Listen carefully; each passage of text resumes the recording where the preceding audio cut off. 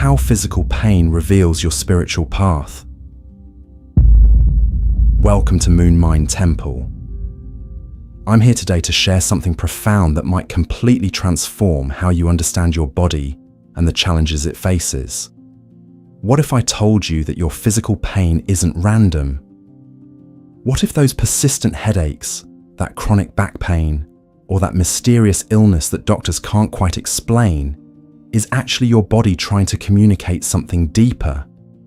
Every day, millions of people wake up with unexplained pain. They visit doctors, take tests, try medications.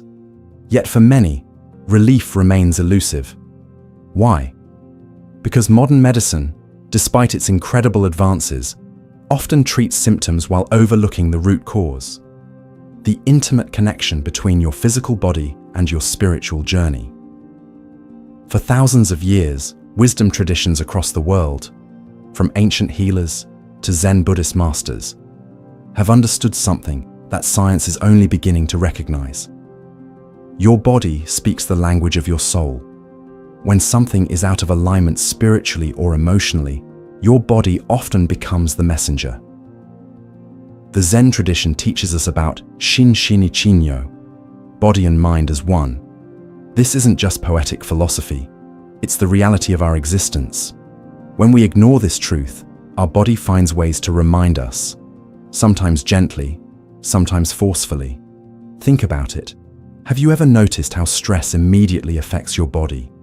Your shoulders tense, your breathing changes, your digestion might become upset. That's just the beginning of understanding this profound body-spirit connection. Now, let's go deeper. Your physical vessel carries the imprints of not just your actions in this lifetime, but according to many spiritual traditions, the energetic patterns you've developed across many lifetimes. In Buddhism, this is understood as karma, not as punishment, but as natural consequence, as learning opportunity, as invitation to grow. Let me be clear. This perspective doesn't replace medical care, it complements it.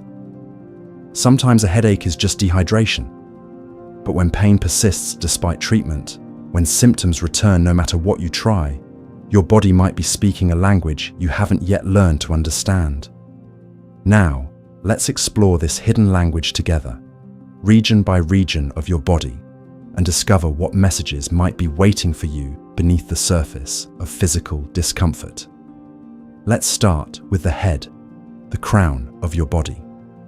Persistent headaches, migraines, or tension in the skull often reflect more than just physical strain. In the wisdom of both Eastern and Western spirituality, the head connects to our higher consciousness, our connection to the divine. When headaches persist, it might be worth asking, am I overthinking? Am I trying to control everything through mental power alone? Am I disconnected from my intuition, my heart, my deeper knowing? Zen Buddhism teaches us about Mushin, no mind, a state beyond overthinking where wisdom naturally arises. Your headaches might be inviting you to let go of the endless mental chatter, to find moments of stillness, to trust something beyond your analytical mind. And what about chronic neck pain? The neck bridges your thinking mind in your head and your emotional center in your heart. Pain here often reflects difficulty integrating these two aspects of yourself. Are you living too much in your head?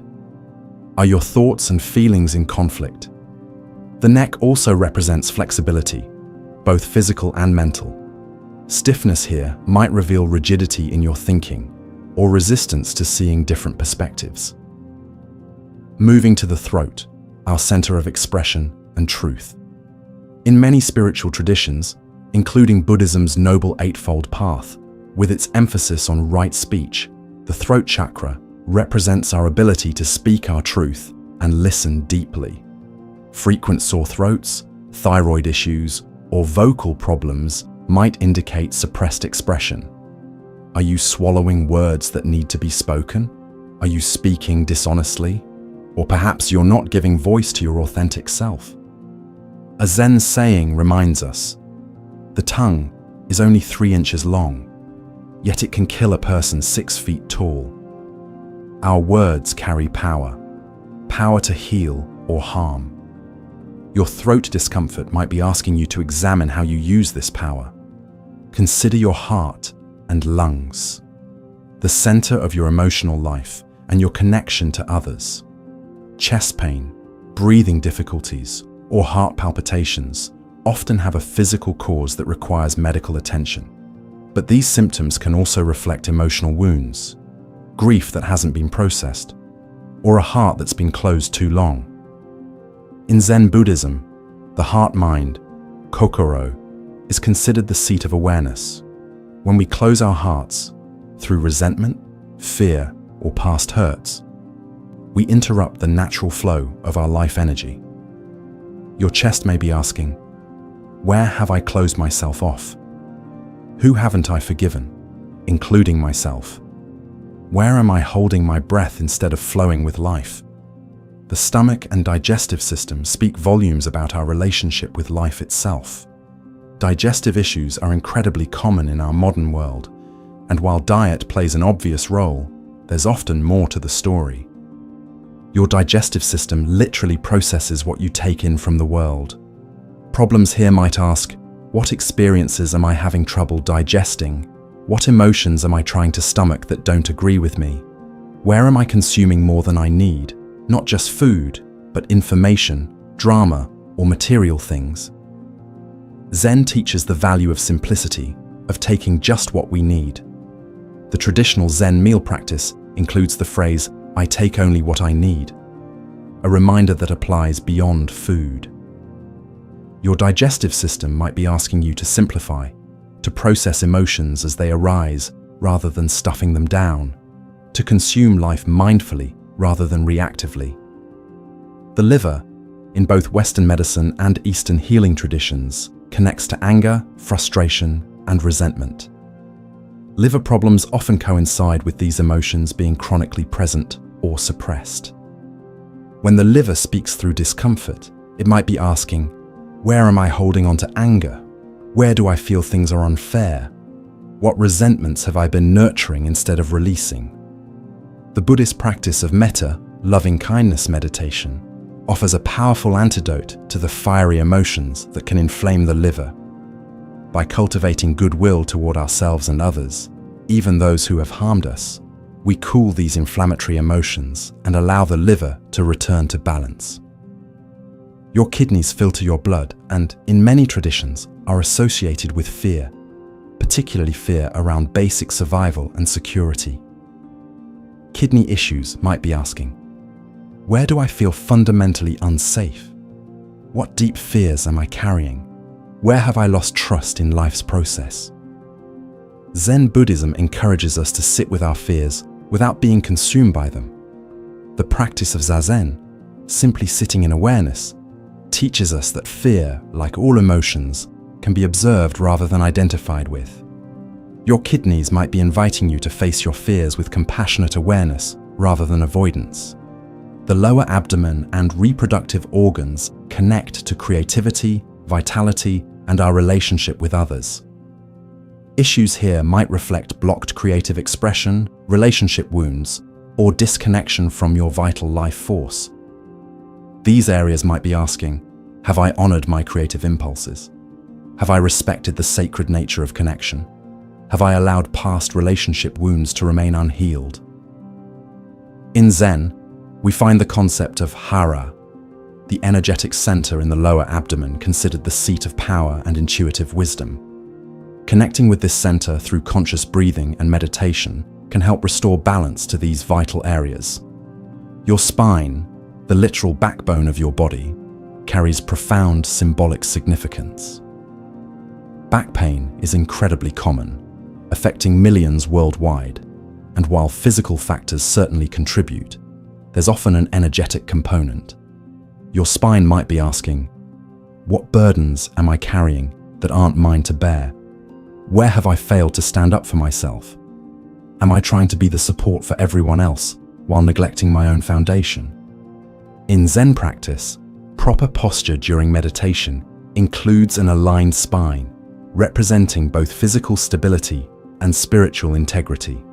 The saying, sitting like a mountain, reminds us that true strength comes from being grounded in our authentic center, not from rigid control or force. Your legs and feet, your foundation and connection to the earth, reveal much about your relationship with your path in life.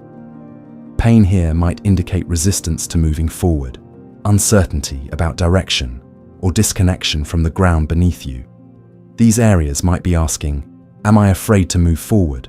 Do I feel stable on my path? Am I grounded in reality or floating in abstraction? Zen Buddhism emphasizes the importance of walking meditation, kinhin, recognizing that mindfulness exists not just in stillness, but in movement. Your legs and feet might be inviting you to bring conscious awareness to each step of your journey, literally and figuratively. Even your skin, your largest organ and boundary with the world, speaks its own language. Persistent skin issues might reflect boundaries that have been crossed, sensitivity to your environment, or emotions trying to find expression. Your skin might be asking, where do I need better boundaries? What am I absorbing from my environment that doesn't serve me? What emotions need to come to the surface and be acknowledged? The Zen concept of just this, being fully present with what is, applies beautifully here. Instead of fighting against skin conditions with frustration, can you bring gentle awareness to what is manifesting, listening for its deeper message? Now, a crucial understanding. None of this is about blame or punishment. Your body's messages are not judgments, they are invitations. Invitations to awareness, to healing, to greater alignment between your physical existence and your spiritual essence. This perspective aligns with the Buddhist understanding of karma, not as punishment, but as natural consequence, as teacher. Your body's patterns aren't condemning you, they're educating you. They're showing you where energy has become stuck, where healing is needed, where attention would serve your highest good. So how do you begin to work with your body's wisdom rather than against it? Here are some practical approaches that blend ancient wisdom with modern understanding. First, cultivate deep listening. Before rushing to silence symptoms, pause and ask what they might be trying to tell you. This doesn't mean ignoring medical care, it means complementing it with inner awareness. The Zen tradition offers a powerful practice called body scanning, moving your attention slowly through your body with compassionate curiosity, noting sensations without judgment. This simple practice can reveal insights that thinking alone cannot access. Second, honor emotions as they arise. Many physical symptoms stem from emotions that haven't been fully processed. Anger, grief, fear, these aren't just mental states. They're physical experiences that, when suppressed, can manifest as symptoms. Buddhism teaches that emotions are like weather patterns. They arise, they pass. The problem comes not from having emotions but from clinging to pleasant ones and rejecting uncomfortable ones. Practice acknowledging all emotional states with equanimity. Third, explore the power of presence. Many spiritual traditions, especially Zen, emphasize the healing potential of simply being fully present. When you're truly present, energy that has been stuck begins to move, patterns begin to shift, healing becomes possible. The Zen teaching of being present with what is isn't passive resignation. It's active engagement with reality as it unfolds. This presence itself can be deeply healing for body and spirit alike. Fourth, practice compassion, especially self-compassion. Judging your symptoms or being frustrated with your body only creates more tension. Instead, approach your body with the same kindness you would offer a dear friend who's suffering. The Buddhist practice of metta, loving kindness, can be directed towards specific parts of your body that are in pain. Rather than resisting discomfort, try directing thoughts like, may you be at ease, may you be peaceful, toward areas of tension or pain. Fifth, recognize patterns. Notice if certain symptoms appear in specific situations or emotional states.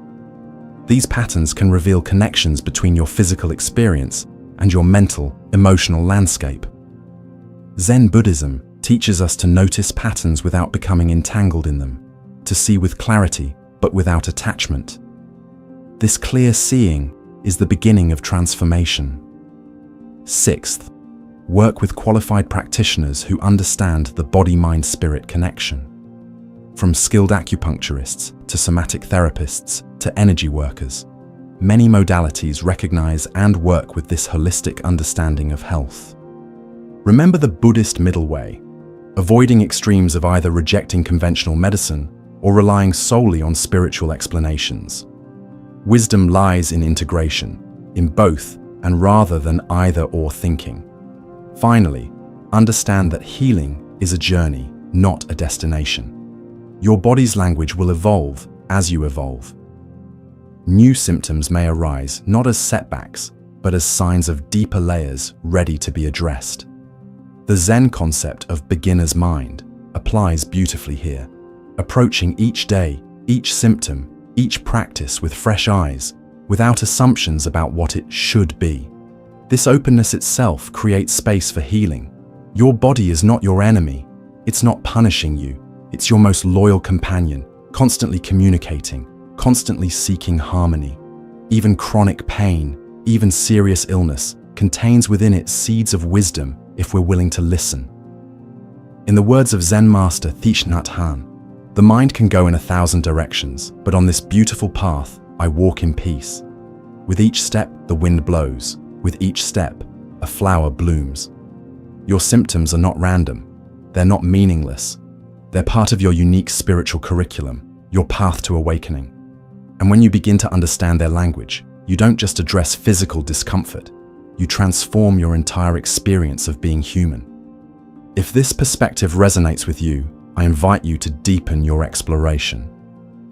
In the comments below, share one area of your body that speaks to you most persistently. What might it be trying to tell you? Subscribe to Moon Mind Temple for more insights that bridge ancient wisdom with practical modern living. Hit the notification bell so you never miss an episode in our journey of awakening. Remember, your pain is not just something to eliminate, it's something to understand.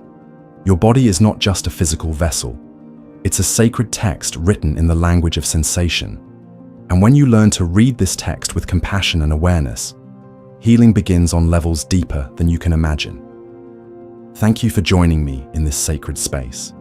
Until next time, may you listen deeply to the wisdom your body is offering, and may that wisdom guide you toward wholeness.